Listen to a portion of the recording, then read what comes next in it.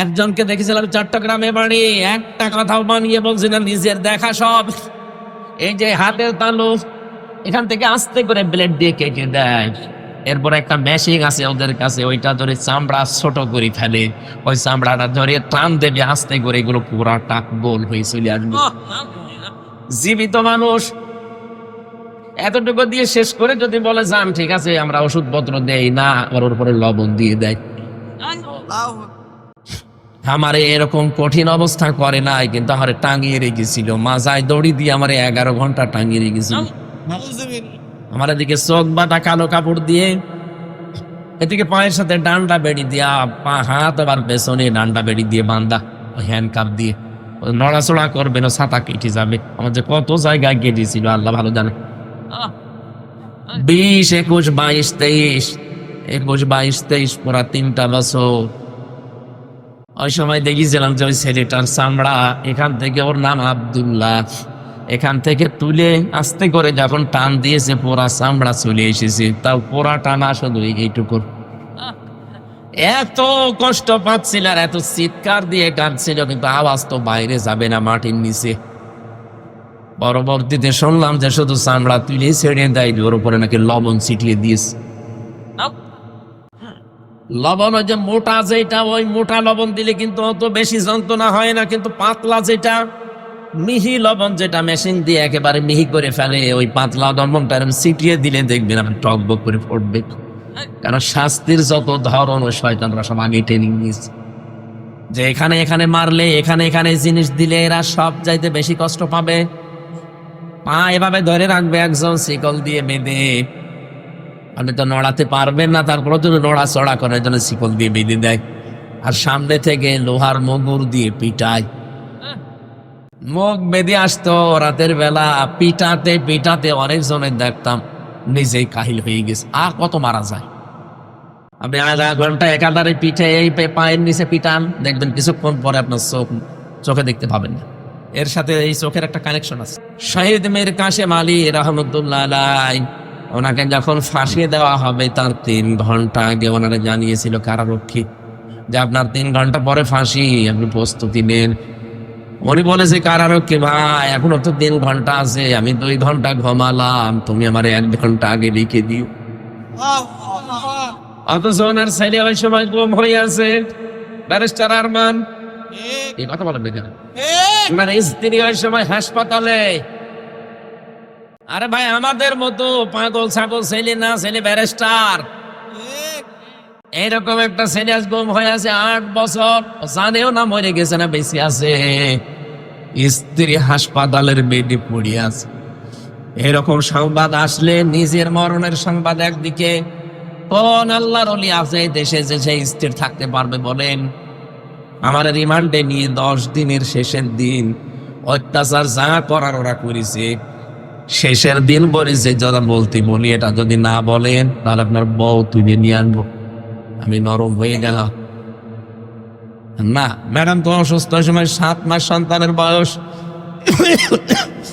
বললাম ঠিক আছে যা ভালো লাগে করেন, আমার আর কিছু বলার নেই। আমি তো আলেম মানুষ, তারপরও নরম হয়ে গেছি। 10 দিন মাত্র রিমান্ডে, 10 দিনের দিন শেষ। আর ওনার স্ত্রী পড়ি আছে মরণ সব যায়, ছেলে গুম হয়ে গেছে, কেউ জানেও না, নিজেও মাত্র আর 3টা ঘন্টা পরে থাকবে না দুনিয়ায়। এরপরও কি শক্তিশালী ইমান দেখেন, বলছে আমি 3 ঘন্টা আছে 2 ঘন্টা ঘুমালাম। কারারক্ষী কুতুব ভাই উনি আমারও দায়িত্বে ছিলেন, আমারে মাঝে মাঝে বলতেন হামজা ভাই লোকটা ঘুম আসলো কি করি। আমি বললাম আপনি বোঝেননি, কিন্তু আমি বুঝেছি যে ঘুম কেন এসেছে। জেলখানার ভেতরে আমি মাঝে মাঝে কারারক্ষীকে বলতাম ভাই একটু বই নিয়ে এসে দিন, 24 ঘন্টা তো তালা লাগিয়ে রাখেন এই ফাঁসির কন্ডেম ছেলে, কারো সাথে কথাও বলতে দেয় না, আবার সিসি ক্যামেরা দিয়ে রেখেছে, কেউ যেন আমার দিকে না তাকায়। বাইরের যোগাযোগ তো 3 বছর পুরা বিচ্ছিন্ন। একটা বই এনে দেন একটু পড়ি, বই এনে দেয় বঙ্গবন্ধুর আত্মজীবনী, ও ছাপা পড়ি পারবো কয়েকদিন বই চাই, বই এনে দেয় বঙ্গবন্ধুর ছেলেবেলা, বঙ্গবন্ধুর চীন সফর, ছাতা পড়ে আমার রাত করবে। একদিন রাগ করে বলেই ফেললাম যে এ বই কেন, আমি যে বই বলি ওই বই এনে দিতে পারেন না। আমি কি বই, আমার ফাঁসি চাই, এই বইটা এনে দিন। আমি মেজর ডালিম বলছি এটা এনে দিন। না ওই বই পড়তে নেই, পড়তে নেই মানে ওইটাই পড়া দরকার। আজকে আমি ইন্টারনেটে কাদের মোল্লা সাহেবের একটা চিঠি পড়ছিলাম। উনি যেই দিন ফাঁসি হবে সেদিন ওনার সকালবেলা স্ত্রী দেখতে গেছে, বিকালে ওনার স্ত্রীর নাম, ডাক নাম ছিল পিয়ারি। যে দেখে জেলখানার ওই কন্ডেম সেলের ভেতরে ঠিক উনি চা খাচ্ছে বসে। কে দো তুমি এখন চা খাও? মাগরিবের নামাজ কিছুক্ষণ আগে পড়লাম, আমি আজকে রোজা ছিলাম, রোজা রাখা অবস্থায় আমি ইফতার করে খাবার খেয়ে এখন চা খাচ্ছি, শুনলাম নাকি রাত 10টায়। বলেন তো নিজের স্ত্রীর সামনে রাত 10টায় মনে আছে শ্বশুর বাড়ি যাবে? আপনি যে বলেন মানুষের আকীদা ঠিক নেই, আপনার কি আকীদা আছে আপনি বলেন? এর চাইতে কি আকীদা দেখবেন আপনি? এই জায়গায় দৌড়ি যখন আসে আপনার আকীদা কোথায় থাকে? ডাক দিয়ে বলছে পিয়ারি আমাকে মাফ করে দিও, তোমার হক হয়তো আদায় করতে পারিনি, আজকে আমি আল্লাহর সাথে দেখা করতে যাচ্ছি, সারা দিন আমি রোজা ছিলাম, আমি যে ইফতারি করে খাবার খেয়ে একটা চা খাচ্ছি, এইটাই মনে হয় আমার শেষ খাওয়া। দুনিয়ার খাবার আমার আর কপালে জুটবে না, কারণ আর মাত্র কয়েক ঘন্টা পরে আমার ডাকবে। ওরা বিভিন্ন খাবার নিয়েছিল, যেগুলো খান বলছে না দুনিয়ার এই খাবার আমার আর ভেতরে ঢুকবে না। মনে হচ্ছে জান্নাতের খাবার আমার আল্লাহ তার সামনে মিলিত হয়েছে। কুমিল্লাবাসী, আল্লাহ রাব্বুল আলামিন এমনি কাউকে শাহাদাতের মরণ দেয় না। ওয়ালিয়া'লামাল্লাহু আল্লাযীনা আমানু ওয়া ইয়াত্তাখিযা মিনকুম শুহাদা। সূরা আলে ইমরানের 140 নম্বর আয়াতের মাঝের অংশে আছে, আল্লাহ বলেন যাকে আমি ভালোবাসি, যার জীবন যৌবন আমার পছন্দ হয়, যার কাজকর্ম অ্যাক্টিভিটিস যে আমার পছন্দ হয়েছে, তখন আমি তাকে সাধারণভাবে মরণ দেই না, শাহাদাতের মরণ দিয়ে ধন্য করি। কেন শাহাদাতের মরণ দেই জানো? এই যে এই লোকটা যদি এখন মারা যায়, যদি ঈমান নিয়েও মারা যায়, কবরে দিয়ে দিবেন, ঘুমিয়ে পড়বে, শেষ, আর কিছু নেই আগে পরে। কিয়ামতের দিন সিংহায় ফৎকার দেওয়ার পর উঠবে। কিন্তু লোকটা যদি শহীদ হয়ে পড়ে, উনি ঘুমাবে না, কবরে যাওয়ার পরে আল্লাহ নিজে ওকে খাওয়াবে।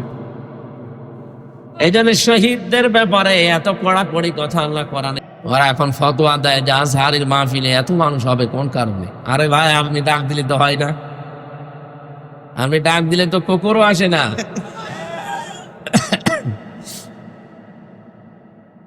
এই যে ইয়াদখুলুনা ফি দীনিল্লাহি আফওয়াজা, দলে দলে মানুষ পালে পালে ইসলামে আসবে, এটা তার একটা প্রমাণ।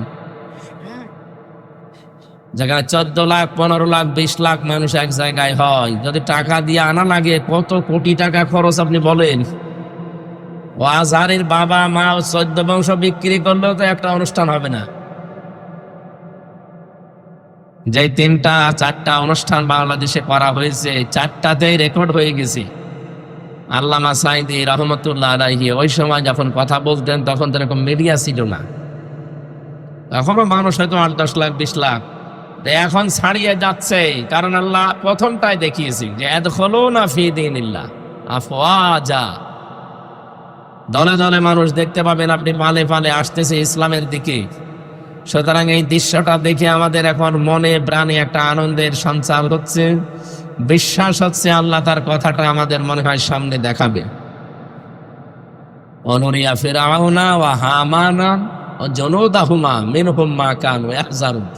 আল্লাহ বলেন আমি অনুমাক্কিনা লাহুম ফিল আরদ, জমিনে শাসন ক্ষমতা এই মুসা নবীর অনুসারীদেরকে দিতে চাই, এই কারণে, কারণ ফেরাউন তাদেরকে কোণঠাসা করে রেখেছিল।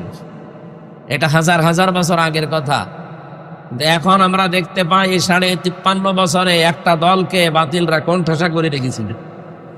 আল্লাহ যেন ঠিক সেই দলটাকে মনন করি, এখানে মনন আছে, অনুরিদু আন্না মুন্না, মানান মানেন অনুগ্রহ।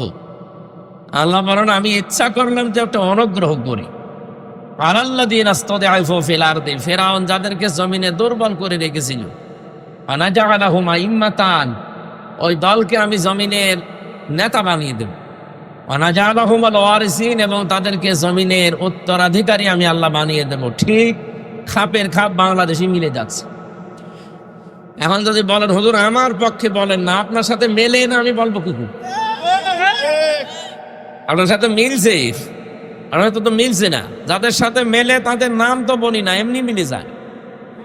এই 53.5 বছর তাদেরকে বিভিন্ন ধোয়া তুলে, ধোয়া তুলে, কি ধোয়া, পোড়া ধোয়া তুলে তাদেরকে আপনি জাতি থেকে আলাদা করে রেখেছিলেন। আমার বাপ জন্ম 92 সালে, আর আমারে যদি আপনি রাজাকারের তালিকায় নাম দিয়ে দে, শয়তান হাসবে না? ওই সময় আমার বাবাও হয়েছে কিনা আল্লাহ জানে। এরপরেও যে তালিকা বানিয়েছিলেন, ও তালিকা কি গাঁজা খেয়ে বানিয়েছিল? জামাত শিবিরের নাম মাত্র 37 জন, তারপরেও 11 জন মরে গেছে। কয়েকজন জেলে আছে, আর বাকি থাকে কয়জন? আর যারা তালিকা বানিয়েছে তারা 1060 জন। এই ধোয়াটা এতদিন পর্যন্ত তুলে জনগণকে আপনি কি বুঝিয়েছিলেন? এখন তো নিজের ফতোয়ায় নিজে ধরা খাবে। কয়েকদিন আগে মামলার হাজিরা দিতে গিয়েছিলাম, যে আপনাদের পাশের জেলা না চাঁদপুর, ওখানে একজন আল্লাহর ওলি, এই যে ফিটনেস বিহীন বিএনপি, লাইসেন্স বিহীন জামাত বলতো, এক মহিলা বলতো না, ওনারে আমার সামনে দিয়ে নিয়ে যাচ্ছিল, দেখলাম ওনারই ফিটনেস নেই, ওনার লাইসেন্স তো নেই। লাইসেন্স আছে, ফিটনেসও নেই। চেহারা আগে থেকে একটু তেল মেল দিত, এখন তো তেল পাই না, কিরকম লাগতেছে দেখতে। জিজ্ঞাসা করতে গেলাম, আপা কেমন আছেন, কি অবস্থা বানিয়েছে পোড়া। ও যা বলতো আল্লাহ উল্টিয়ে ওর ওপরে ঢেলে দিয়েছে। এই দেশে আমার মনে হয় যে যা করেছে পোড়া টালটা তার ওপরে ছেড়ে দিচ্ছে। এবার একটা পরিচিত আয়াত পড়ছে, দেখেন তো আপনাদের সাথে মেলে কিনা। গায়রিল মাগদুবি আলাইহিম ওয়ালাদ-দাল্লিন।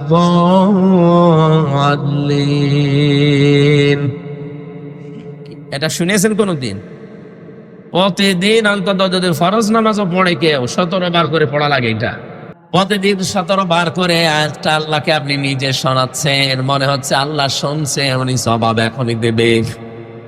আপনি নিজে বলেন রব্বুল আলামিন তাদের পথে আমাদেরকে চালাবে না যারা মাগদুব, যারা দল্লিন, যারা অভিশপ্ত এবং পথভ্রষ্ট। যদিও এই দুইটা শব্দ দিয়ে আমরা ইহুদি আর খ্রিস্টানদেরকে মিন করে থাকি, কেন তাদেরকে এই বরদোয়া দেওয়া হয় বলেন তো? তাদের ইনজিলে, তাওরাতে আমাদের নবী মুহাম্মদ রাসূলুল্লাহর পরিচয় 1000 বারের উপরে পেয়েছে। তাদের প্রত্যেকটা নবী আমাদের নবীর সংবাদ দিয়ে গেছে, ইয়াতি মিন বাদি ইসমুহু আহমদ। প্রতিটি নবী এসে বলেছে আমার পর একজন নবী আসবে, তার নাম আহমদ। তার নাম কি? তার যে পরিচয় হবে সব তাদের তাওরাতে, ইনজিলে লেখা ছিল। এটা জানার পরও ইহুদি আর খ্রিস্টান যারা সত্যটাকে সত্য জানার পরও তারা মানে নাই, ওই হিংসা করে অথবা অহংকার করে। এখান থেকে মুফাসসিরিন ইকরাম মাসলা বের করেছেন, আপনি হাক্কানি তাফসিরে পাবেন। যারা সত্যকে সত্য জানার পরেও মেনে নিতে চায় না, ওই হিংসা করে অথবা অহংকার করে, তারা এক প্রকার ইহুদি অথবা খ্রিস্টান। ওদের উপরে যেমন আল্লাহর লানত, ওরা পথভ্রষ্ট। আমি যদি আজকে সত্যি সত্যকে সত্য জানার পরে শুধু অন্ধ দলীয়করণের জন্য অন্ধ ভক্ত হয়ে সত্যকে না মানতে চান, আপনার নিজের এই বরদোয়া নিজের উপরে ওই ফিটনেসের মতো পড়বে। কথা বলেন না কেন? যা বলেছিল সব এখন ওর উপরে পড়ছে। আপনিও যা বলেন প্রতিদিন 1 বার 2 বার না কতবার বলেন, শুধু ফরজ নামাজ পড়লেও 17 বার বলা লাগে। এই জন্য আমরা এখনই সাবধান হব, আমার বরদোয়া আবার আমার উপরে আল্লাহ ঢেলে না দেয়। বলেন আমিন। আমার ভাইরা, সত্যকে সত্য জানার পরে মেনে নেওয়া লাগবে। এটা যদি আমার মন মেনে নিতে নাও চায়, জোর করে হলো মানা লাগবে। আমার বাবা মা, আমার দলীয় করণ যারা আছে, দলের লোক, তারা হয়তো মন খারাপ করবে, করুক, আমাকে মেনে নেওয়া লাগবে সত্য।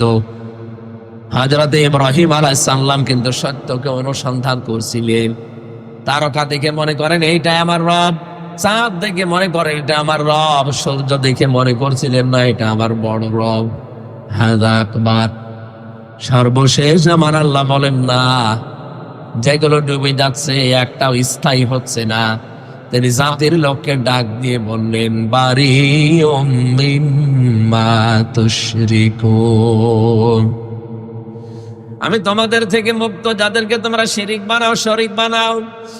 ইন্নী ওয়াজ্জাহতু ওয়াজহিয়া লিল্লাযী ফাতারাস সামাওয়াতি ওয়াল আরদা হানিফা ওয়া মা আনা মিনাল মুশরিকিন।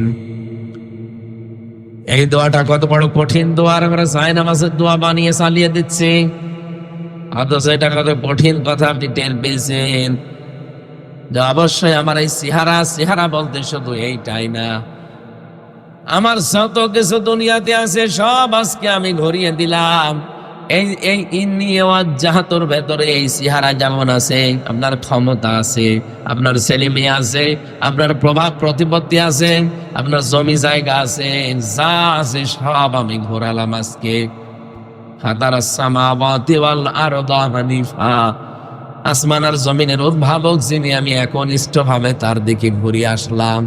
ওয়া মা আনা মিনাল মুশরিকিন, আমি কিন্তু মুশরিক না। এই গ্যারান্টি আপনি দিয়েছেন। হযরত ইব্রাহিম আলাইহিস সালাম এই গ্যারান্টিটা আমাদের জাতির পিতা এমনি দেয়নি, তিনি কিন্তু খুঁজছিলেন কোনটা হক কোনটা হক, তিনি নিজে খুঁজতে খুঁজতে পেয়েছিলেন। আর আমাদের চোখে আঙ্গুল দিয়ে দেখিয়ে দেওয়া হয়, এরপরও অনেকে মানতে চায় না। হক দল কোনটা, হক পন্থী মানুষ কারা, আপনাকে আল্লাহ কিন্তু দেখিয়ে দিয়েছে।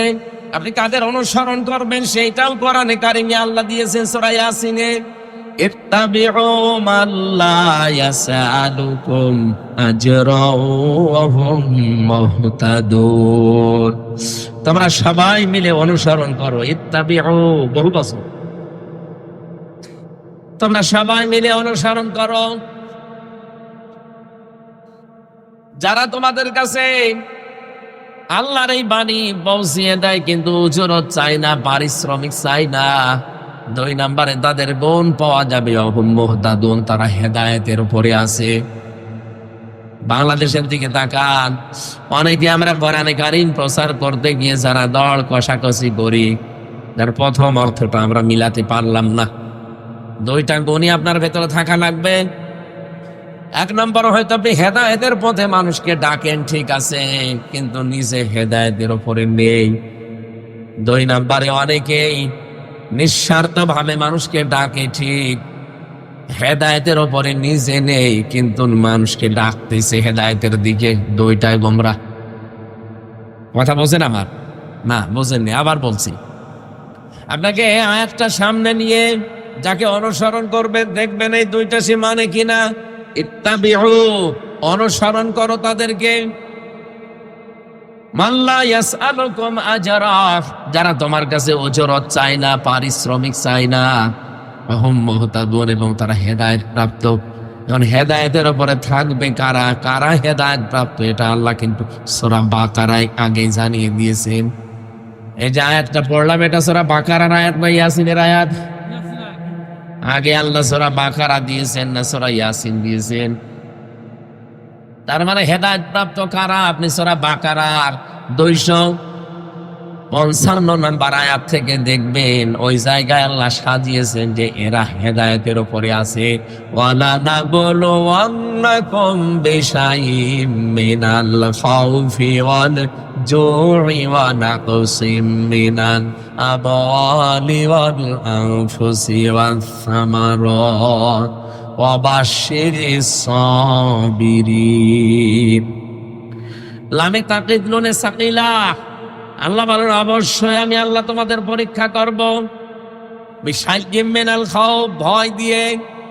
আজ তামাম দুনিয়ায় আমাদের ভয় দেখায় কি?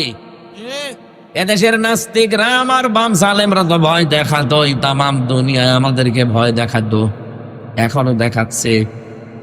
যাদেরকে তামাম দুনিয়া ভয় দেখাবে, কখনো ক্ষোধা দিয়ে আমি আল্লাহ তোমাদের পরীক্ষা করব, ভয় দিয়ে, ক্ষোধা দিয়ে, শস্য খ্যাত দিয়ে এবং সন্তানাদের ক্ষতি দিয়ে। এরপরেও যদি কোনো মানুষ টিকে থাকতে পারে, অবাসের সাবেরিন, আল্লাহ বলেন ধৈর্যশীলেরা, এদেরকে সংবাদ দেন, সুসংবাদ। আপনি এই 53 বছরের দিকে তাকান একটু, এই আয়াতটা নিয়ে, কারা সত্যি দিনের ওপরে এই টিকে থাকতে গিয়ে এই কয়টা পরীক্ষার সম্মুখীন হয়েছে। কত মানুষ ছেলে হারিয়েছে, জানেও না যে ছেলে বেঁচে আছে কিনা। শহীদ মীর কাশেম আলী রহমতুল্লাহ আলাইহি, ওনাকে যখন ফাঁসিয়ে দেওয়া হবে তার 3 ঘন্টা আগে ওনারা জানিয়েছিল কারারক্ষী যে আপনার 3 ঘন্টা পরে ফাঁসি, আপনি প্রস্তুতি নেন। উনি বলেছে কারারক্ষী, ভাই এখনো তো 3 ঘন্টা আছে, আমি 2 ঘন্টা ঘুমালাম, তুমি আমার 1 ঘন্টা আগে লিখে দিও। অথচ ওনার ছেলে ওই সময় গুম হয়ে আছে, ব্যারিস্টার আরমান। এই কথা বলেন না, ওনার স্ত্রী ওই সময় হাসপাতালে। আরে ভাই, আমাদের মতো পাগল ছাগল ছেলে না, ছেলে ব্যারিস্টার। এইরকম একটা ছেলে আজ গুম হয়ে আছে 8 বছর, জানেও না মরে গেছে না বেঁচে আছে, স্ত্রী হাসপাতালের বেডে পড়ে আছে। এরকম সংবাদ আসলে নিজের মরণের সংবাদ একদিকে, কোন আল্লাহর ওলি আছে দেশে যে সেই স্থির থাকতে পারবে বলেন?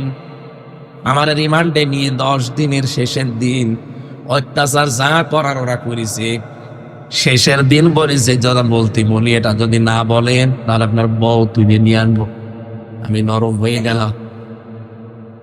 না ম্যাডাম তো অসুস্থ, সময় 7 মাস সন্তানের বয়স। বললাম ঠিক আছে, যা ভালো লাগে করেন, আমার আর কিছু বলার নেই। আমি তো আলেম মানুষ, তারপরও নরম হয়ে গেছি।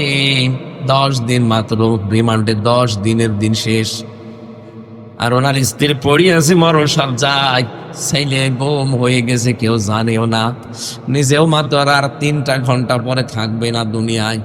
এরপরও কি শক্তিশালী ইমান দেখেন, বলছে আমি 3 ঘন্টা আছে, 2 ঘন্টা ঘুমালাম। কারারক্ষী কুতুব ভাই, উনি আমারও দায়িত্বে ছিলেন, আমারে মাঝে মাঝে বলতেন, হামজা ভাই লোকটা ঘুমাইছিল কি করি।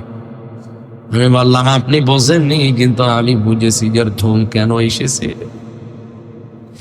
কোরআনে কারীম জানিয়েছে, ইন্নাল্লাযীনা ক্বালু রাব্বুনাল্লাহু সুম্মা ইসতাকামু তাতানাজ্জালু আলাইহিমুল মালায়েকা। অবশ্যই যারা এই কথা বলতে পারে, আমার এতটুকু বলেই শেষ করে দেয় না, যারা এর উপরে টিকে থাকতে পারে। রব্বুল আলামিন বলেন তাতানাজ্জালু আলাইহিমুল মালায়েকা। তাতানাজ্জালু এটা বোঝারে বর্তমান, ভবিষ্যৎ, প্রেজেন্ট, ফিউচার। মালাকুন দেয়নি, মালায়েকা বহু বচন দিয়েছেন। আল্লাহ বলেন এদের বিপদে আপদে পড়লে আমি আল্লাহ হাজারো ফেরেশতা পাঠিয়ে দেই। কি বলে ফেরেশতারা জানো? আল্লাহ তাখাফু ওয়া লা তাহজানু, কোনো ভয় নেই, কোনো চিন্তা নেই। কিসের ভয় করেন, কিসের চিন্তা?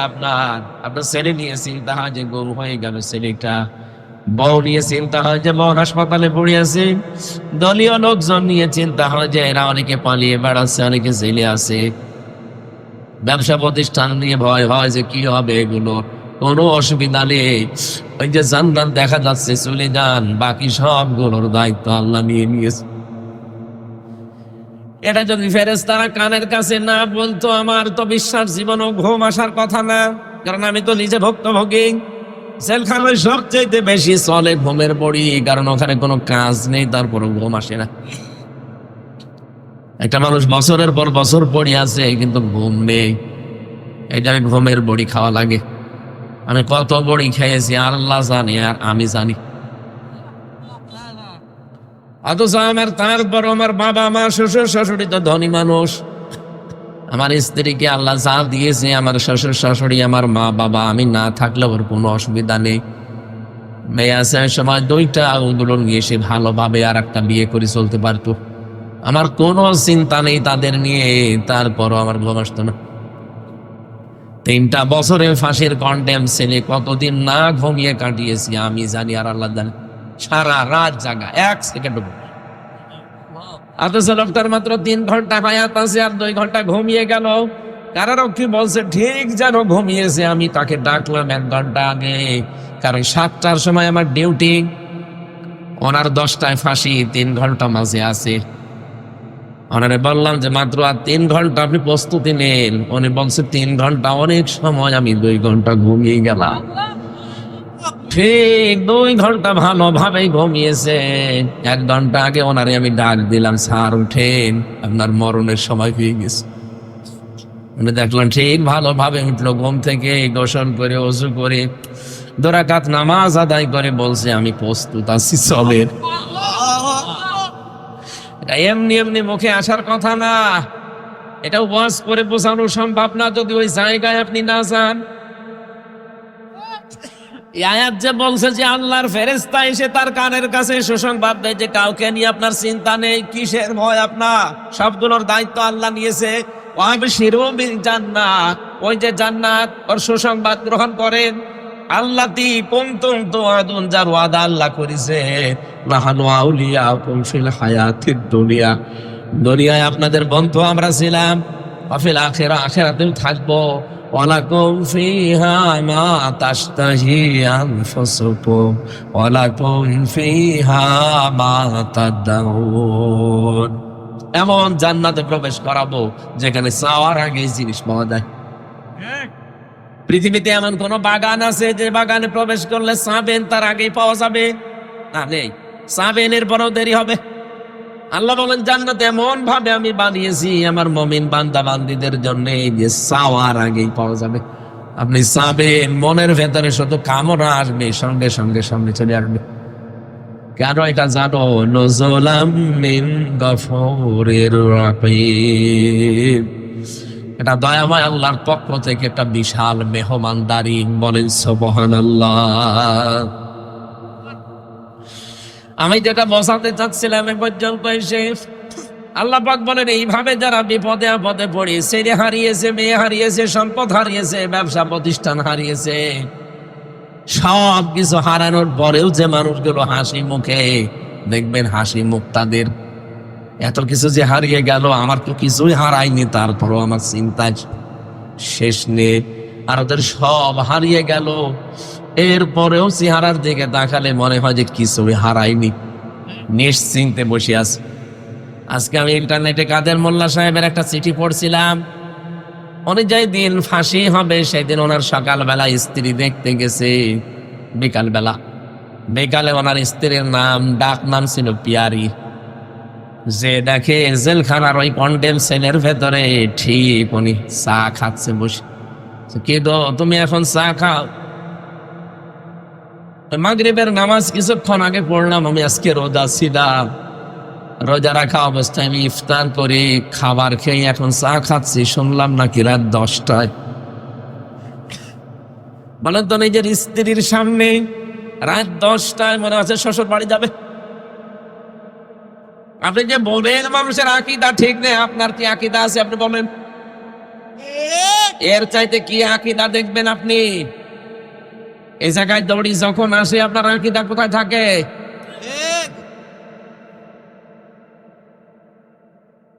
ডাক দিয়ে বলছে, পিয়ারি আমাকে মাফ করে দিও, তোমার হক হয়তো আদায় করতে পারিনি, আজকে আমি আল্লাহর সাথে দেখা করতে যাচ্ছি। সারা দিন আমি রোজা ছিলাম, আমি যে ইফতারি করে খাবার খেয়ে একটা চা খাচ্ছি, এইটাই মনে হয় আমার শেষ খাওয়া। দুনিয়ার খাবার আমার আর কপালে জুটবে না, কারণ আর মাত্র কয়েক ঘন্টা পরে আমার ডাকবে। ওরা বিভিন্ন খাবার নিয়েছিল, যেগুলো খান বলছে না, দুনিয়ার এই খাবার আমার আর ভেতরে ঢুকবে না। মনে হচ্ছে জান্নাতের খাবার আমার আল্লাহ তার সামনে মিলিত হয়েছে।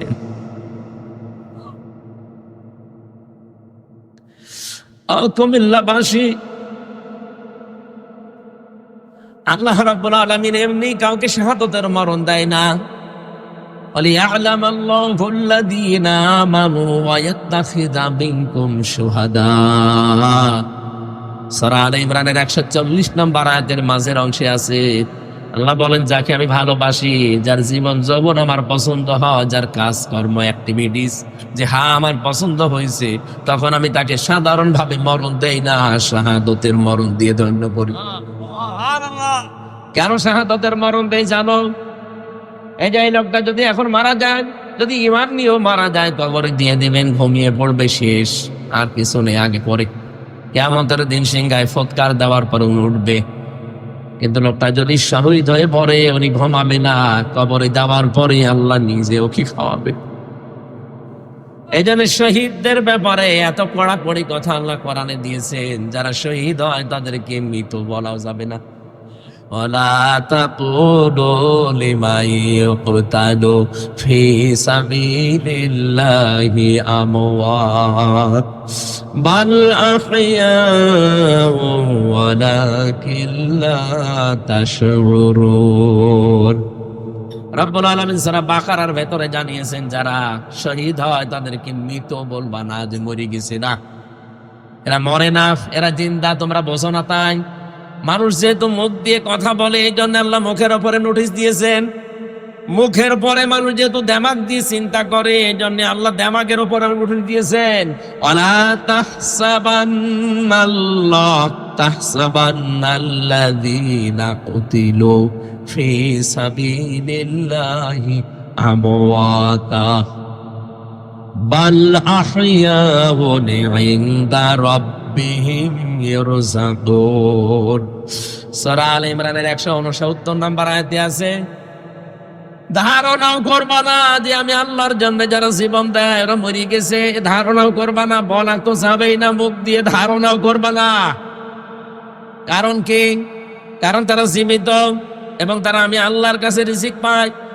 কুমিল্লাবাসী বলেন তো ঘুমিয়ে থাকলে খাওয়া লাগে? কথা বলেন না কেন? ঘুমাবে তো এই লোকটা, যে ইমান নিয়ে মরে গেছে, ঘুমিয়ে পড়বে। ফেরেশতারা বলবে না, ও ঘুমিয়ে যাও, দোলা ভাই যেভাবে আপা নিয়ে ঘুমায় ওইভাবে ঘুমিয়ে যাও, কিয়ামতের দিন একবারে উঠবা, এই শেষ, ওনার আর কিছু নেই। কিন্তু শহীদ হয়ে যে মানুষ মরবে, ওদেরকে আল্লাহ বলেন ঘুমাবে না, ওরা জীবিত, আর জীবিত থাকলে জেগে থাকলে খাওয়া লাগে। এই জন্য আল্লাহ নিজে তাদেরকে খাওয়ান। দুনিয়ার খাবার দিলে শহীদদের অসম্মান হবে, আল্লাহ নিজে জান্নাতের খাবার কিয়ামত পর্যন্ত খাওয়ান।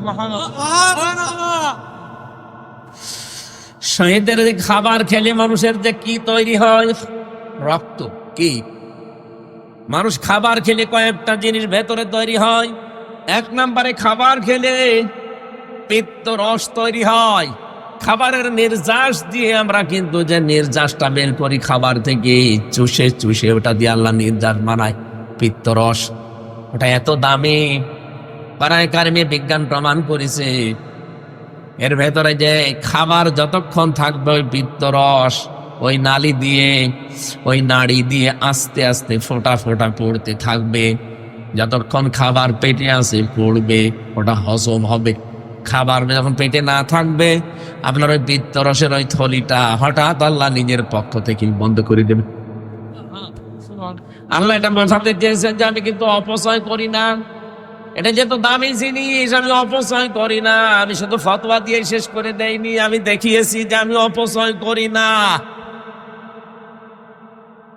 এই জন্য নির্যাস তৈরি হবে প্রথম খাবার, যে খাবারই খান তার প্রথম ওইটা দিয়ে নির্যাস, এরপরে তৈরি হবে ওইটা দিয়ে মল, এরপরে ওখান থেকে তৈরি হবে প্রসাব, এরপরে তৈরি হবে রক্ত, এরপরে তৈরি হবে চর্বি।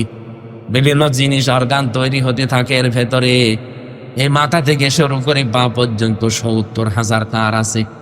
কম্পিউটার যদি এখানে এটা না বেরিয়ে কম্পিউটার ভেড়ার, আমি আপনাকে একটা একটা করে সব দেখাতে পারবো। এই অক্সিপিটাল লব আছে এখানে, প্যারাইটাল লব আছে এখানে। মাথার ভেতরে প্রায় 18টা জিনিস ঘুরপাক খাচ্ছে।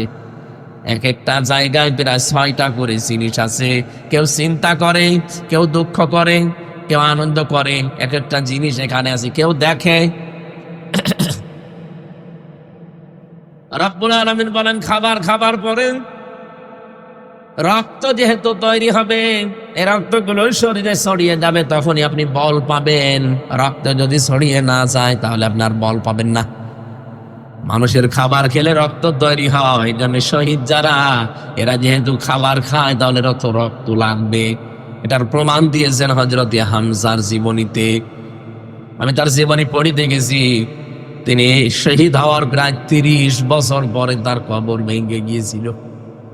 মদিনায় একটা বিশাল ঢল হওয়ার কারণে তার কবর ভেঙে যায়। ওই সময় যারা তার সাথে যুদ্ধ করেছে এখন তারা প্রায় মুরব্বী হয়ে গেছে। রক্ত অনুসন্ধান করতে করতে গিয়ে দেখে 30 বছর আগে মুহাম্মদুর রাসূলুল্লাহ 50 হযরতে আমির হামজা কাফেররা যেখানে যেখানে তাকে কোপ দিয়েছিল ওই জায়গাগুলো দিয়ে ফিনকি দিয়ে তাজা রক্ত বের হয়ে চলে আসছে। কুমিল্লাবাসী বলেন তো, যদি খাবার না খাবে তাহলে রক্ত আসলো কোত্থেকে? কথা বলেন এখানে। এখানে ফেরেশতাদেরকে দিয়ে আল্লাহ সুসংবাদ জানায় তাদেরকে, যে মানুষগুলোই পরীক্ষায় উত্তীর্ণ হয় আর যারা এই কথা স্বতঃস্ফূর্ত ভাবে বলতে পারে, আল্লাযীনা ইযা আসাবাতুহুম মুসিবাহ ক্বালু ইন্না লিল্লাহি ওয়া ইন্না ইলাইহি রাজিউন। আমরা মনে করি এটা মানুষ মরিয়ে যাওয়ার দোয়া। কে বলেছে আপনাকে? কঠিন বিপদ আপদ যখনই আসবে মানুষের, যদি ইমানদার লোকটা হয় মুখ দিয়ে আকস্মিক ভাবে বের হয়ে যাবে, জবান খুলে বের করেন ক্বালু ইন্না লিল্লাহি ওয়া ইন্না ইলাইহি রাজিউন। এ বিপদ আপদ মুসিবত আমার উপরে এসেছে, আমরা তো আল্লাহর জন্য, আল্লাহর কাছে আমরা ফিরে যাব, তখন সে সান্ত্বনা পায়।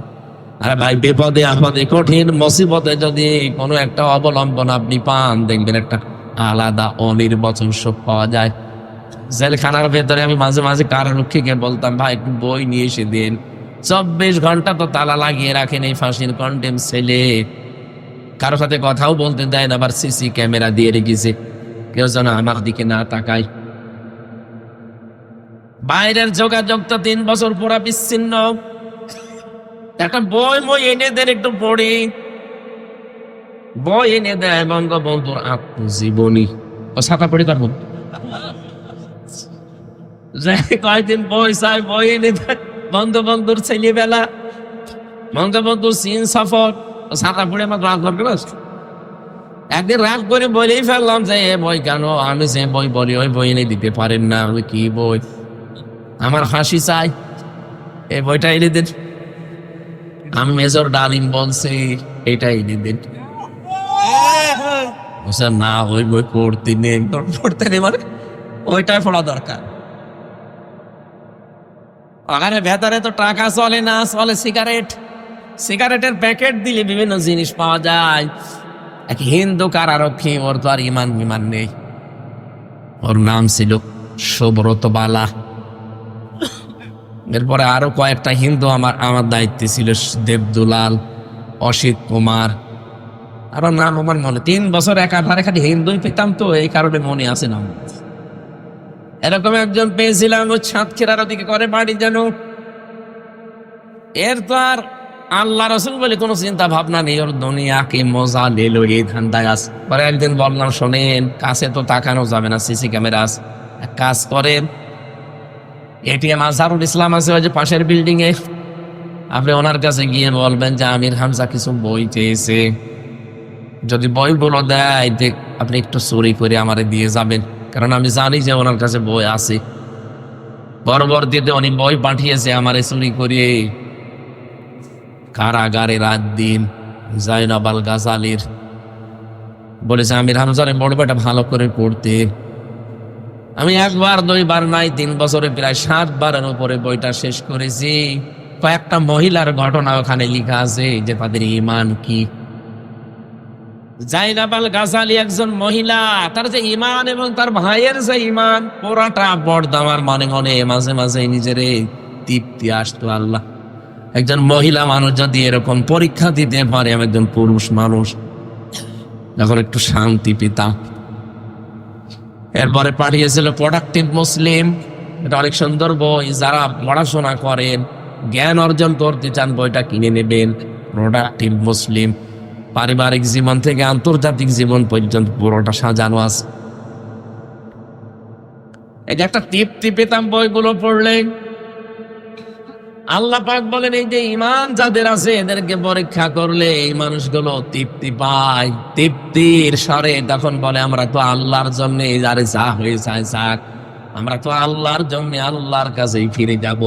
উলাইকা আলাইহিম সালাওয়াতুম মির রাব্বিহিম ওয়া রাহমা ওয়া উলাইকা হুমুল মুহতাদুন। বলেন আল্লাহু আকবার। আল্লাহ বলেন এই মানুষগুলোর উপরে আমার শান্তি, এদের উপরে আমার রহমত, আর এরাই হেদায়েতের উপরে আছে। তাহলে হেদায়েতের উপরে আছে কারা? যে মানুষগুলোকে পেছনে পরীক্ষাগুলো করা হয়েছে। এই পৃথিবীতে কাদেরকে পরীক্ষা করা হয় আপনি দেখতে পাচ্ছেন? যারা পরীক্ষার উপরে আছে এই মানুষগুলো হেদায়েতের উপরে। কিন্তু এদেরকে দেখে মাঝে মাঝে দিনের দিকে ডাকতে গেলে তখন দর কষাকষি করে।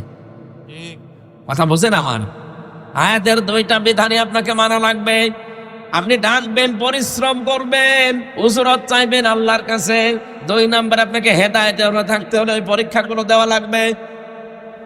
এদেশে বহু মানুষ আছে যে তাবলীগ জামাতের যারা আছেন ভাইরা, আপনারা তো নিজের খেয়ে নিজের মানুষকে আল্লাহর দিকে ডাকেন, কোনো পরিশ্রমিক নেন না, কোনো উজরত চান না।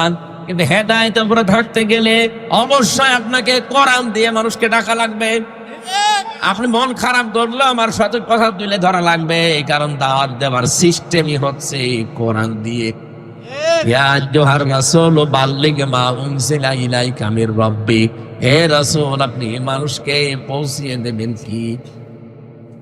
বলেন সহিহ যেটা আপনি কোরআন হাদিস দিয়ে বানিয়েছেন বুঝলাম। এই যে ময়দানে যেটা তৈরি হবে এখন টঙ্গীর এই ময়দানে যারাই যা করছেন, লক্ষ লক্ষ মানুষ আমরা ওখানে হাজির হব, ঠিক আছে।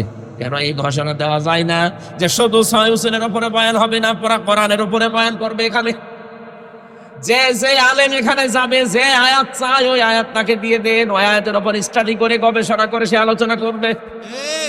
কেন এই কথা বলা হয় না খালি সহিহের উপরে? কেন? এটা মুসলমানদেরকে ধরা সাপ বানানোর একটা কায়দা। খালি 6টার ভেতরে থাকবে, ইসলামকে 6টার ভেতরে আছে আর নেই।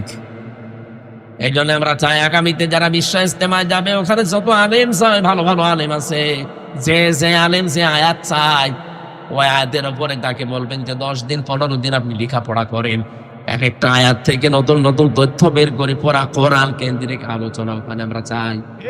ওখানে সুদের বিরুদ্ধে আপনি বক্তব্য দেবেন, ঘুষের বিরুদ্ধে দেবেন, দুর্নীতির বিরুদ্ধে দেবেন, চাঁদাবাজের বিরুদ্ধে দেবেন। ওখানে আপনি জুলুম, অত্যাচার, নির্যাতনের বিরুদ্ধে দেবেন, মানুষের তৈরি করা আইনের বিরুদ্ধে দেবেন। এইটাই তো নবীজি করতেন।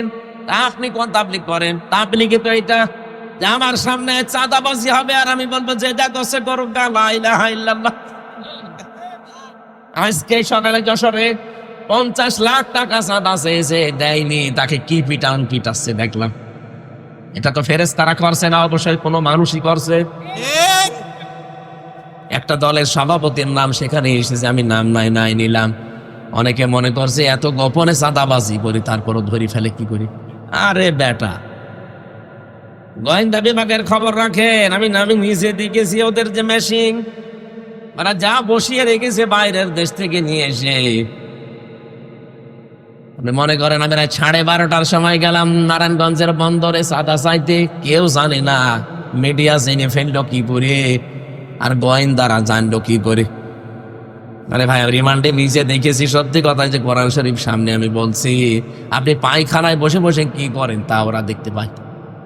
হ্যাঁ, এমন মেশিন ওদের কাছে আছে।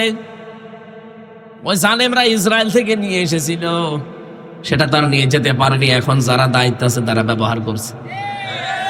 আপনি মনে করছেন আমি কেউ জানি না, এত রাতে সব ঘুমিয়ে পড়েছি আর এরা জানলো কি করি? আরে ভাই, 24 ঘন্টা ওইটা ওদের সামনে। বাংলাদেশ ওদের একেবারে নখদর্পণে, একেবারে হাতের এই মুঠার উপরে, এ কি কোথায় সব দেখতে পায়। আমি ধরা পড়ার একদিন পর সাতক্ষীরা থেকে মাওলানা আমিরুল ইসলাম বেলালি আমার বাড়িতে কল দিয়েছে, ওই নাম্বার কেউ জানে না, কার নামে তোলা নাম্বার তাও আমি জানি না। উনি কল দিয়ে জানিয়েছে যে হামজাকে বলবা যদি যোগাযোগ করতে পারো, হামজাকে জানাবা সে যেন অন্তত এই কথাগুলো না বলে ও আমরা সকালবেলা দেখছে ভিডিও আকারে আমার দেখাচ্ছে, আর আপনি বলছেন আমি রাত 12:30টায় গেলাম চাঁদা চাইতে, কেউ তো জানে না। কেউ জানে না কে বলেছে আপনাকে? আমি গোয়েন্দাদের সাথে কথা বলি মাঝে মাঝে, ওরা বলছে ওজন দেশটা আমরা পর্যবেক্ষণে রেখেছি, শুধু দেখছি যে কে কি করে। তারেক জিয়া এমনি রেগে যাচ্ছে, উনিও টের পাচ্ছে। উনি বলছে না, কালকেও বক্তব্য দিয়েছে তারেক জিয়া যে আপনারা থামেন, ক্ষমতায় কি আমরা চলে এসেছি, এখনই আপনি আরম্ভ করেছেন, থামেন না কেন? এখনো দেশটা জনগণের হাতে, ওরা কিন্তু সব দেখতেছে কে কি করে। আপনি একটু জরিপ চালান। কালকে একজন মহিলার জরিপ দেখলাম, তার কাছে সাংবাদিক জিজ্ঞাসা করছে আপনি কাকে চান, বলছে আমরা যাই চাই, চাঁদাবাজকে চাই না। অলরেডি আপনি বদনাম করে ফেলেছেন নিজের।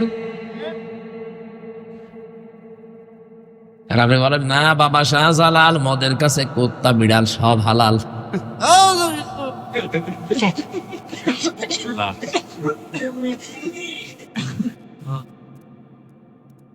কমেল্লাবাসে যে কথাটা তুলেছিলাম বলার জন্যে, কোরআনে কারিমের আজকের এই ময়দান থেকে এমন এমন মেসেজ, আজকে কোরআন থেকে ওই 14টা কর্মসূচি এমন ভাবে আমরা তুলে ধরতে চাই, যারা দায়িত্বে আছে ওরা যেন শোনে। আর একটা সুন্দর কল্যাণময় রাষ্ট্র যদি কেউ গঠন করতে চায়, এখান থেকে যেন তারা থিওরি নেয়।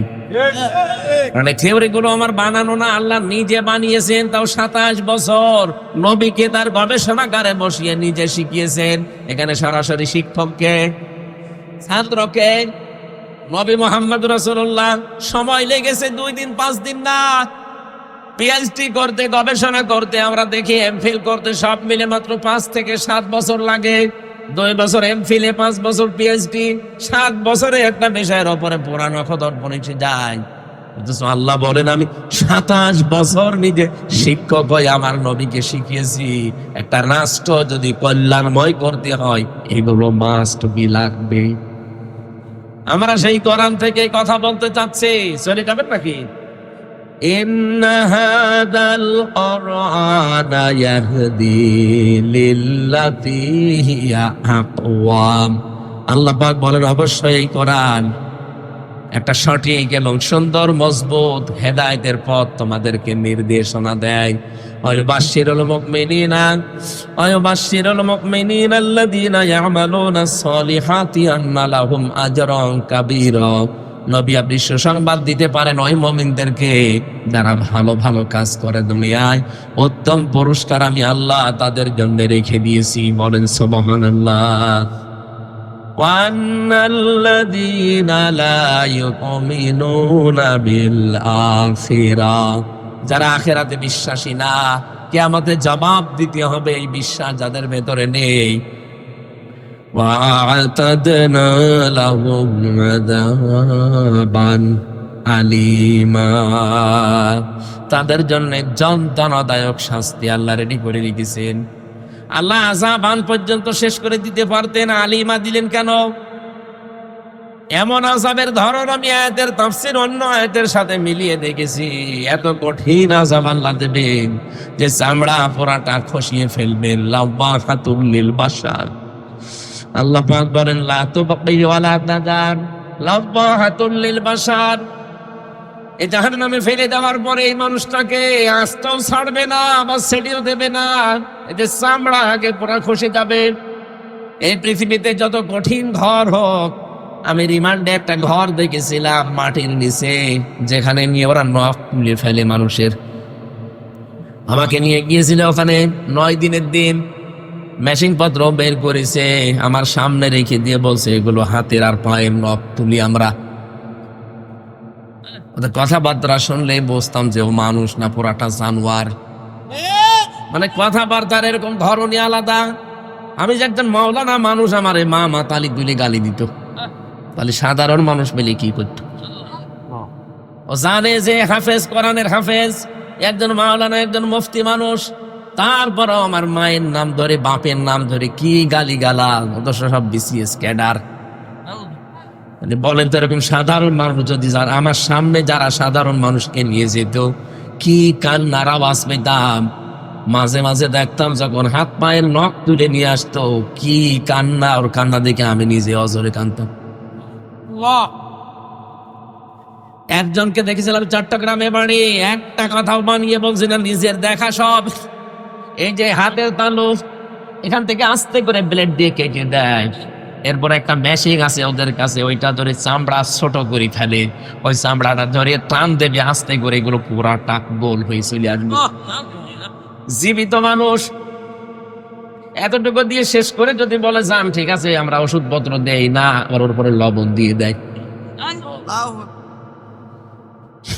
আমারে এরকম কঠিন অবস্থা করে নাই, কিন্তু আমারে টাঙিয়ে রেখেছিল, মাজায় দড়ি দিয়ে আমারে 11 ঘন্টা টাঙিয়ে রেখেছিল। আমার এদিকে চোখ বাঁধা কালো কাপড় দিয়ে, এদিকে পায়ের সাথে ডান্ডা বেড়ি দিয়া, হাত আবার পেছনে ডান্ডা বেড়ি দিয়ে বান্ধা, হ্যান্ড কাপ দিয়ে নড়াচড়া করবে না, ছাতা কেটে যাবে। আমার যে কত জায়গায় কেটেছিল আল্লাহ ভালো জানে। 20, 21, 22, 23, 21, 22, 23 পুরা 3টা বছর।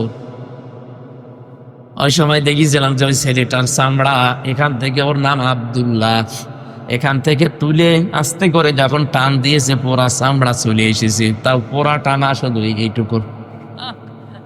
এত কষ্ট পাচ্ছিল আর এত চিৎকার দিয়ে কাঁদছিল, কিন্তু আওয়াজ তো বাইরে যাবে না মাটির নিচে। পরবর্তীতে শুনলাম যে শুধু চামড়া তুলে ছেড়ে দেয়, ওর উপরে নাকি লবণ ছিটিয়ে দিয়েছে। লবণ ওই যে মোটা যেটা, ওই মোটা লবণ দিলে কিন্তু অত বেশি যন্ত্রণা হয় না, কিন্তু পাতলা যেটা মিহি লবণ, যেটা মেশিন দিয়ে একেবারে মিহি করে ফেলে, ওই পাতলা লবণটা এরকম ছিটিয়ে দিলে দেখবেন আপনি টকবক করে পড়বে।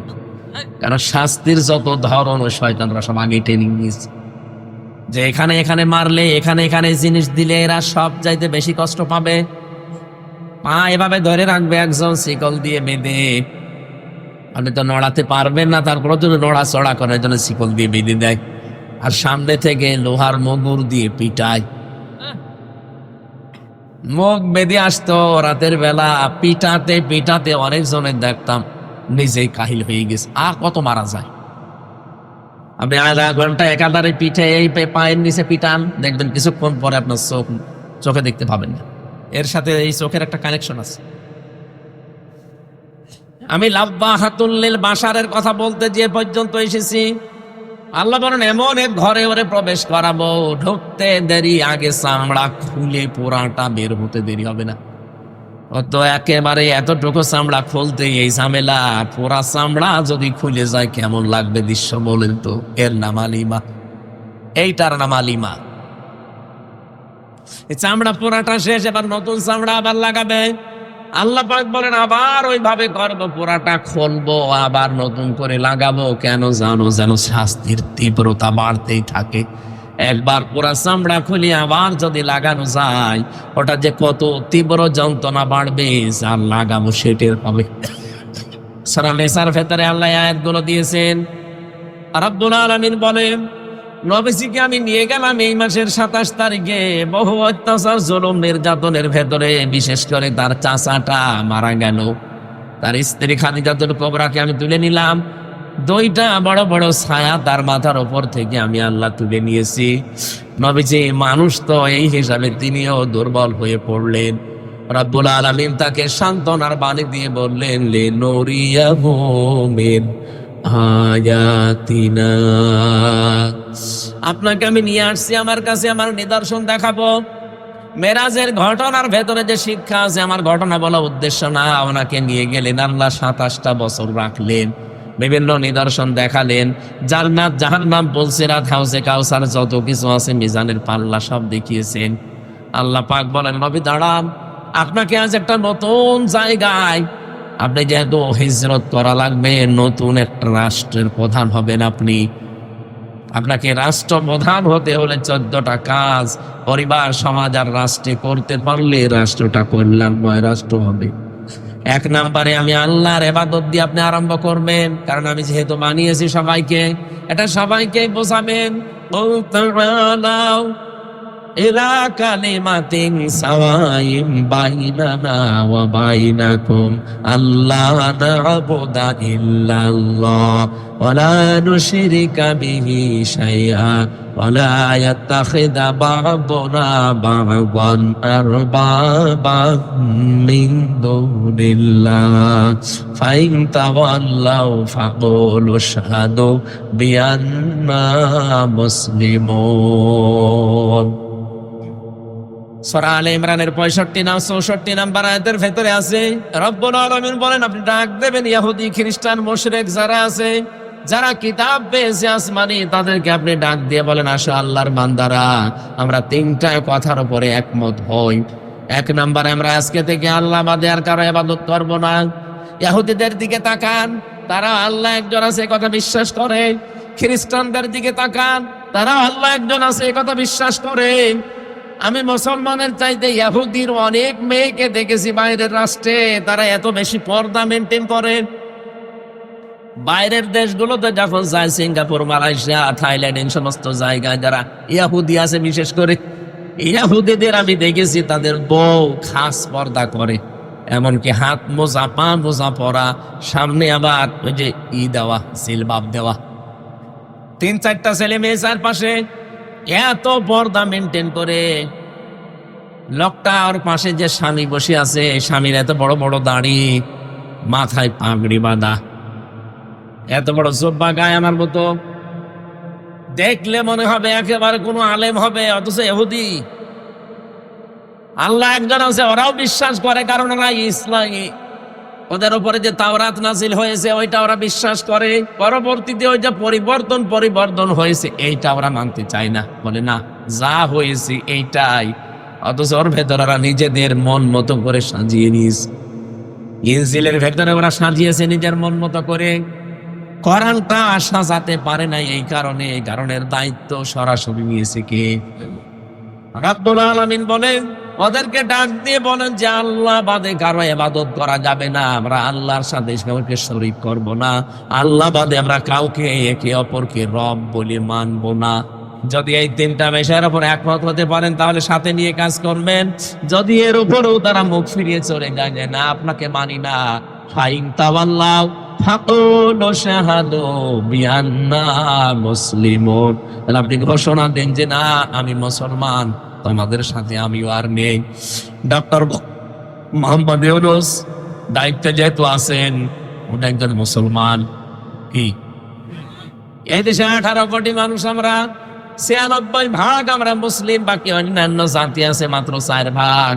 সবাইকে আপনি আহ্বান জানান যে মেরাজে এই মাসে, এই সবে মেরাজ, এটা এই মাসে রজব মাস, বিশ্ব নবীকে আল্লাহ 14টা জিনিস শিখিয়েছিলেন। তার প্রথমে আমার আল্লাহ একাত্মবাদ, দাসত্ব। ওয়াকাদা রাব্বুকা আল্লা তা'বুদু ইল্লা ইয়্যাহু ওয়া বিল ওয়ালিদাইনি ইহসানা। রব্বুল আলামিন বলেন, নবী আমি ফয়সালা দিয়ে দিলাম, আমি সিদ্ধান্ত নিয়ে নিয়েছি, আমি রায় দিয়েছি। কজা মানে রায় দেওয়া, আমি সিদ্ধান্ত নিয়ে ফেলেছি, রায় দিয়েছি। তা আমি আল্লাহ ছাড়া কারো দাসত্ব করা যাবে না, ইবাদত করা যাবে না, এটা সবাইকে জানিয়ে দেবেন দেশে। ওয়াবিল ওয়ালিদাইনি ইহসানা, পিতামাতা যাদের আছে তাদের সাথে ভালো ব্যবহার করা লাগবে। বাংলার মুসলমানেরা আল্লাহর আইন মানা এখানে আয়াত অনুযায়ী ফরজ। আল্লাহর আইন মানা কি বলেন তো? আরো জোরে আর একবার বলেন। মা বাবার আইন মানা কি? না না, মাঝখানে ওয়া আছে খেলা করার জন্য। আপনি আলেম, একজন আলেম আপনি, না না করার সময় বুঝে পড়া লাগবে। সাধারণ মানুষ বললে নাই মেনে নিয়ে যাবেন, আপনি আলেম না, আরো চিন্তা ভাবনা করে পড়বেন। এই তো দেখেন তো 23 নাম্বার আয়াত সূরা বনী ইসরাইলের, ওয়াবিল ওয়ালিদাইনি ইহসানা। আল্লাহর আইন মানার আগে আপনি ওয়া পাবেন না, আল্লাহর আইন মানতে হবে কোনো প্রশ্ন ছাড়া। কিন্তু মা বাবার আইন মানা ফরজ না, মা বাবার সেবা করা ফরজ। কথা বুঝতেছে? মা বাবার সেবা করা কি? মা বাবার আইন মানা। পৃথিবীতে শুধু একজনের আইন মানা ফরজ, আলা লাহুল খালকু ওয়াল আমরু। সূরা আরাফের 54 নম্বর আয়াতের মাঝের অংশে আছে আল্লাহ বলেন সৃষ্টি আমার, আইনও চলবে আমার। ইনিল হুকমু ইল্লা লিল্লাহ। সূরা ইউসুফের 40 নম্বর আয়াতের মাঝের অংশে আছে আইন চলবে শুধুমাত্র কার? এই জন্য আইন আল্লাহর মানা ফরজ, মা বাবার আইন মানা ফরজ না, তাদের সেবা করা ফরজ। এখান থেকে কি মাসলা পেলেন আপনি? পৃথিবীতে আল্লাহর পরে আমরা জানি যে মা বাবার স্থান, সেই মা বাবার আইন মানা যদি ফরজ না হয়, কোন মহারথী আছে যার আইন মানা লাগবে? এই জন্য আল্লাহর আইন বাদ দিয়ে পৃথিবীতে যারা অন্য কারো আইন প্রতিষ্ঠা করতে চান, আপনি আল্লাহর সাথে শিরিক করছেন। আমরা তো এই কথার বিপক্ষে, আপনার সাথে মিল নেই আমার এই কারণে। আপনি মানুষের তৈরি করা আইন প্রতিষ্ঠা করতে চান, আর আমি প্রতিষ্ঠা করতে চাই আল্লাহর আইন। পৃথিবীর যত নবীকে আল্লাহ পাঠিয়েছেন মাত্র 2 জন নবী বাদ দিয়ে আল্লাহর এই আইনের পক্ষে কথা বলার কারণে প্রত্যেকটা নবীকে লাঞ্ছিত হতে হয়েছে। এমনকি দেশ ছাড়া লেগেছে, করার দিয়ে অনেকে সিঁড়ি ফেলেছে। কথা বলছে না? আজ যদি কেউ আল্লাহর আইনের পক্ষে কথা বলে, তার জীবনে এরকম নবীদের মতো কিছু নেমে আসতে পারে না? পারে না। এই জন্য আমাদের উচিত হবে এখন থেকে এই দেশটাকে আমরা সুন্দর করে কল্যাণময় রাষ্ট্র হিসাবে গঠন করতে চাই, মাস্ট বি আমাদের অবশ্যই এই কাজ হবে যে আমরা আল্লাহর আইনের পক্ষে কাজ করব। আল্লাহর আইনের পক্ষে যেতে গেলে যদি ওটা আমার দুলা ভাই হয় হোক, যদি দুলা ভাই না হয় না হোক, কারণ আমি চাই আল্লাহর আইন এদেশে কায়েম হোক। যারা আল্লাহর আইনের বিপক্ষে আছে ওরা যদি আমার বাবাও হয়, বাবাকেও আমি মানি না। সিদ্দিক আকবর আবু বকর সিদ্দিক রাদিয়াল্লাহু তাআলা আনহু বদরের যুদ্ধ থেকে বাড়িতে আসলেন, দেখলেন ছেলে এসেছে।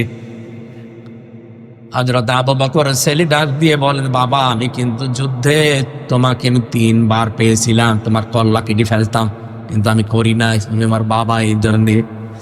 হযরত আবু বকর বলে, সন্তান তুমি ছিলে আবু জাহেলের দলে আর আমি ছিলাম মুহাম্মদের দলে, তুমি আমাকে 3 বার পাওয়ার পরও আমাকে কিচ্ছু বললে না বাবা বলে। তাপ করে কথা শোনো, ওই ময়দানে যদি আমি তোমাকে একবারও পেতাম, একবারই কল্লা পুড়িয়ে দিতাম। এইরকম সময় আমার মনে হয় সামনে কোরআনের জন্য আসতে পারে।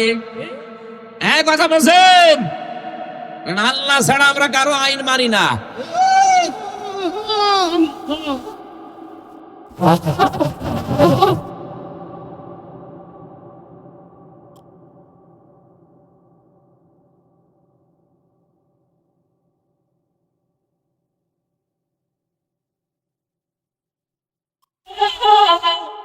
আমার ভাইরা, রব্বুল আলামিন এবার জানিয়েছেন আল্লাহর পরে যেহেতু পৃথিবীতে মানুষের জন্য সবচাইতে বেশি কষ্ট স্বীকার করে তার মার বাবা।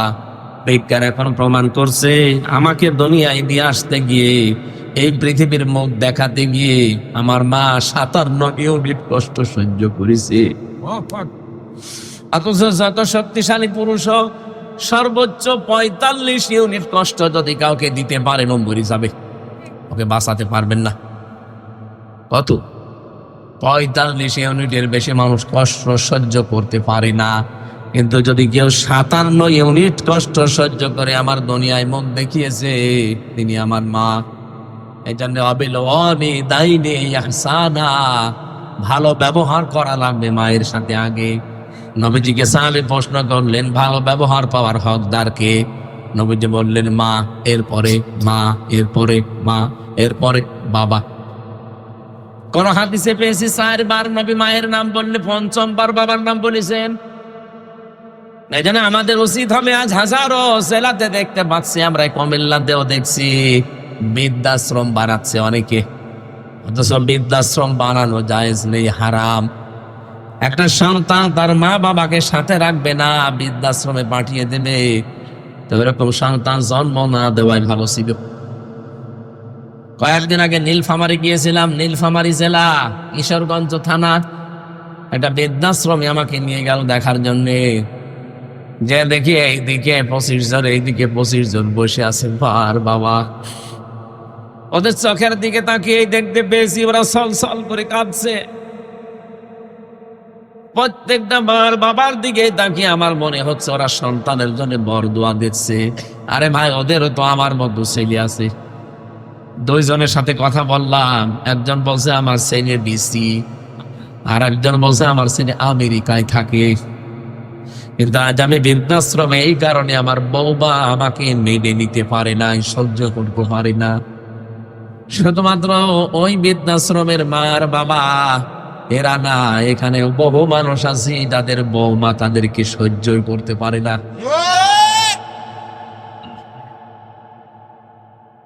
একবার রাঙ্গামাটি জেলায় ছিলাম, জেলে যাওয়ার আগে 19 সালের দিকে। রাঙ্গামাটি থেকে আসার সময় লংগদু থানা, ওখান থেকে আসার সময় একবার দেখি এক বৃদ্ধাশ্রমে আমারে ঢুকিয়েছে। যে দেখি এক কলেজের প্রফেসর হাও মাও করে কাঁদছে মায়ের পা ধরে।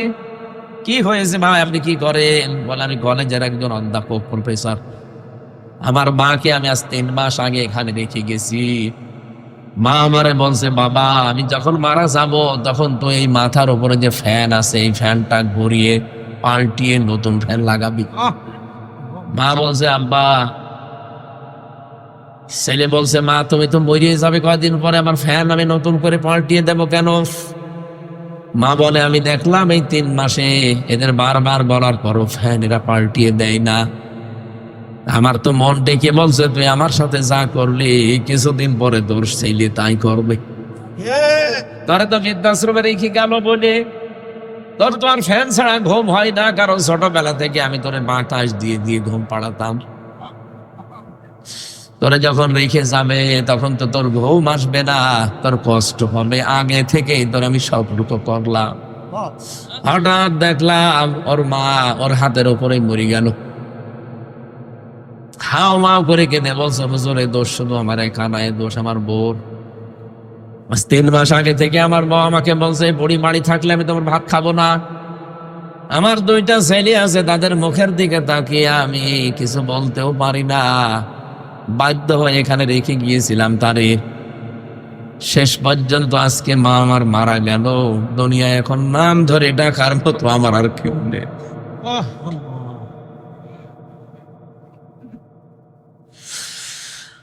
কুমিল্লাবাসী, আমার তো মনে হয় শুধু কলেজের অধ্যাপক না, এখানে আমরা হাজারো সন্তান বসে আছি যাদের কাছে মা বাবা ঠিক ওই রকমই।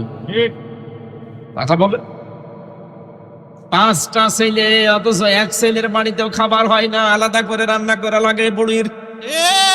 অথচ এই 5টা ছেলেকে ওই বুড়ির পেটের ভেতরে রাখার জন্য আমার আল্লাহ কিন্তু ভাগ ভাগ করে দেয়নি।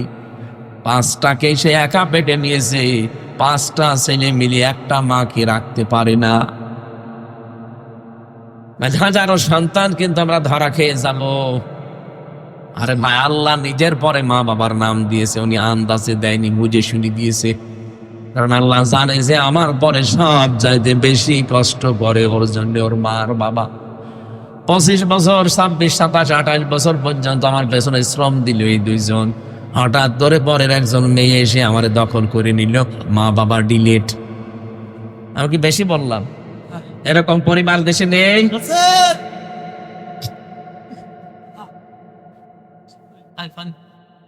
কে ওপর থেকে কি পানি পড়ছে নাকি? কোরআন শরীফ ভিজে যাবে।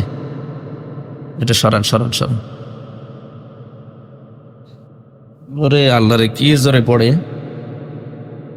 বৃষ্টি হচ্ছে, পরে 1 ঘন্টা 20 মিনিট হয়ে গেছে। আমরা কি শেষ করে দেব? আরে ভাই, আমি তো অসুস্থ, এইভাবে হয় না। আমরা এমনি এই পয়েন্টগুলো বলে আমি আর তাফসীর করতে পারছি না। ওই 3 নম্বরে আছে নিকট আত্মীয় স্বজনের হক আদায় করা লাগবে। 4 নম্বরে এতিম মিসকিন যারা, এদের যে হকগুলো আছে এটা আদায় করা লাগবে। এটা সব রাষ্ট্রের ব্যাপার। রাষ্ট্রে যতদিন ইসলাম কায়েম না হয় ততদিন আমাদের ব্যাপার। 5 নম্বরে অপচয় করা যাবে না। 6 নম্বরে মধ্যম পন্থা অবলম্বন করা লাগবে। 7 নম্বরে সন্তান হত্যা করা যাবে না। 8 নম্বরে জেনা ব্যভিচারের ধারে কাছে যাওয়া যাবে না। 9 নম্বরে অন্যায় ভাবে মানুষ হত্যা করা যাবে না, যেটা এই 24 সালে বেশি হয়ে গেল। 10 নম্বরে এতিমের হক আদায় করা লাগবে। 11 নম্বরে ওজন ঠিক মতো দেওয়া লাগবে। 12 নম্বরে যে বিষয়ে জ্ঞান নেই কথা বলা যাবে না। বাংলাদেশে এইটা বেশি বলে। এই যে মির্জা ফখরুল সাহেব বললেন যে কোরআনে রাজনীতি নেই, আপনি জানেন কোরআনে রাজনীতি আছে কিনা? 918 জায়গায় রাজনীতি করা লাগবে কোরআন দিয়ে কথা আছে। আপনি তো কোরআন শরীফের সূরা ফাতিহা ঠিক মতো পড়তে পারবেন না, তা আপনি ফতোয়া দেন কেন? যেটা জানেন না মুখ খুলবেন না। যদি মেরাজের এই 14টা শিক্ষা আছে, 12 নম্বর শিক্ষাটা বাংলাদেশে একেবারে রাষ্ট্রীয় ভাবে কায়েম হবে। যে এই বিষয়ে জানে না সে মুখ খুলবে না, কথা বলবে না। মুখ খুললে কথা বললে তার খবর। 13 নম্বরে দাম্ভিকতা পরিহার করা লাগবে। 14 নম্বরে জিজ্ঞাসাবাদ করা হবে নাক, কান আর অন্তঃকরণকে। এই জন্য কথা বলার আগে চিন্তা ভাবনা করবেন, কিয়ামতে কিন্তু প্রত্যেকটা জিনিস জিজ্ঞাসিত হবে। আপনারা যারা লেখাপড়ায় অভ্যস্ত, আমি জেলখানায় বসে বসে অনেক কষ্ট করে কয়েকটা বইয়ের লিখেছিলাম, পারিবারিক জীবনে যে দাম্পত্য কলহ এবং তার সমাধান কি। আমরা নিজেরা ভুক্তভোগী। এখানে বাস্তবতার নিরিখে লিখেছি, ওখানে দেখলাম 100 জনের প্রায় 60 জন জেল খাটতেছে পারিবারিক জীবনের কারণে। এই গাড়িতে বইটা আছে, যাওয়ার সময় বাড়িতে নিয়ে যাবে, মসজিদের পশ্চিমে। ওখান থেকে নিয়ে যাওয়ার সময় নিজের মেয়েকে পড়াবেন, বউকে পড়াবেন। আর মেয়েরা যদি পারেন আপনার ছেলেকে নাতিকে পাঠিয়ে দেন, তারা আপনার স্বামীকে ছেলেকে 2 জনের জন্যই লিখেছি। অনেকগুলো 8টা বই আছে, যে কয়টা পারেন নিয়ে যান। আল্লাহুম্মা আমিন। লা ইলাহা ইল্লা আনতা দিয়েছেন। যারা শহীদ হয় তাদেরকে মৃত বলাও যাবে না।